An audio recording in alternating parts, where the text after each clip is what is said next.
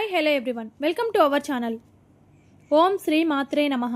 కార్తీక పురాణం 9వ రోజు పారాయణం. వశిష్ఠ మహర్షి ఇంకా ఇలా చెప్పసాగాడు. విష్ణు యమదూతల వివాదం. ఓ యమభటుల్లారా, మేము విష్ణుదూతలం అని అంటూ చెప్పారు విష్ణుభటులు. అటుపైన మీ ప్రభువు మీకు విధించిన ధర్మములేమిటి? పాపాత్ములు ఎవరు, పుణ్యాత్ములు ఎవరు, యమదండానికి అర్హులైన వారు ఎవరు అని అంటూ విష్ణుభటులు ప్రశ్నించారు. యమదూతలు ఇలా సమాధానం చెప్పసాగారు. సూర్య, చంద్ర, అగ్ని, వాయు, ఆకాశము, గోసంధ్యలు, దశ దిశ కాలాలు మానవుని యొక్క పాప పుణ్యాలకు సాక్ష్యాలు. వారిని విచారించి కేవలం పాపులను మాత్రమే మేము శిక్షిస్తాము. మా ధర్మాలు ఎలా ఉంటాయో వినండి. వేద మార్గాన్ని వదిలి ఇష్టం వచ్చినట్లు ప్రవర్తించేవారు సాధుజన బహిష్కృతులు యమదండానికి అర్హులు.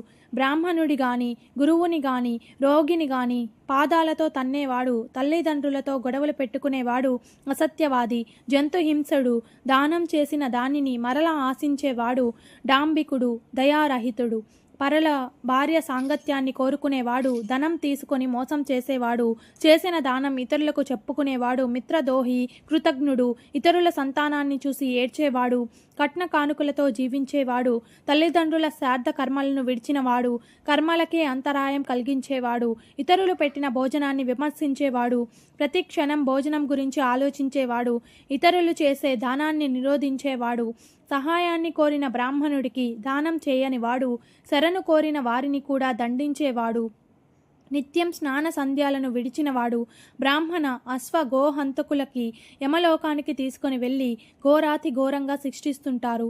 ఈ అజామిలుడు పరమ పాపి, వీడు చేయని పాపమంటూ లేదు. బ్రాహ్మణ జన్మెత్తి దాసీ సంగమంలోలుడై చేయరాని పాపాలు చేసిన వీడు మీ విష్ణులోకానికి ఎలా అర్హుడు అని ప్రశ్నించారు యమదూతలు.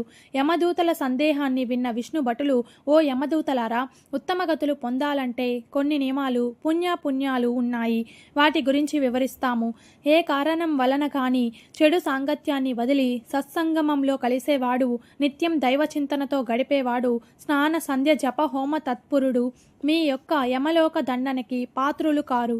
ఓ యమభటులారా, అసూయ రహితుడై జపాగ్నిహోత్ర నిర్వాహకుడై సర్వకర్మలను బ్రహ్మార్పణం చేసేవారు, జలం అన్నం దానం చేసేవారు యమలోకాన్ని దర్శించరు. విద్యాదాతలు, పరోపకారం చేసేవారు, హరిపూజా ప్రియులు, హరినామ సంకీర్తపరులు, వివాహాలు ఉపనయనాలను చేయించేవారు, అనాథ ప్రేత సంస్కర్తలు, నిత్యం సాలగ్రామాన్ని అర్చించి తత్తీర్థాన్ని పావనం చేసేవాడు, తులసి కాష్ట మాలికలు ధరించేవాడు, గృహాంగణాలలో తులసిని పెంచేవాడు, భాగవతాన్ని పఠించేవాడు, పూజించేవాడు, వినేవారు, సూర్యుడు మేష తుల మకర సంక్రాంతుల ఉండగా ప్రాతఃస్నానం ఆచరించేవాడు, తెలిసి కానీ తెలియక కానీ హరినామ సంకీర్తన చేసేవాళ్ళు, వీళ్ళంతా పాప విముక్తులు అవుతారు. ఎవరైతే అంతిమ కాలంలో హరినామ స్మరణ చేస్తాడో అట్టివాడు విష్ణులోకానికి వెళ్తాడు అని అంటూ వివరించారు విష్ణు భక్తులు. ఆ విధంగా జరిగిన యమ విష్ణు దూతల సంవాదాన్నంతా విన్న అజామిలుడి యొక్క జీవుడు తన పాపాలను తలుచుకొని దుఃఖిస్తూ స్పృహలోనికి వచ్చాడు. యమదూతలు కనిపించలేదు. విష్ణుభటులు అతన్ని వైకుంఠానికి తీసుకెళ్తూ కనిపించారు. ఇదేమిటి, పరమ పాపినైన నేను వైకుంఠానికి ఎలా అర్హుడని ఆ యమదూతలు ఏమైనట్లు? పూర్వజన్మ పుణ్యం కాకపోతే నా నోటి వెంట హరినామం ఎలా వచ్చింది? నాకు వైకుంఠ ప్రాప్తి కలగడానికి కారణం ఏమిటి అని తనలో తానే తలుచుకుంటూ హరినామ స్మరణ చేయసాగాడు అజామిలుడు. ఇంతటితో 9వ రోజు కార్తీక పురాణం పారాయణం అనేది సమాప్తం. ఈ వీడియో కనుక మీకు నచ్చినట్లయితే లైక్ చేసి అలాగే షేర్ చేయండి. ఇలాంటి ఇంట్రెస్టింగ్ వీడియోల కోసం నా ఛానల్ని సబ్స్క్రైబ్ చేసుకోండి. Thank you for watching.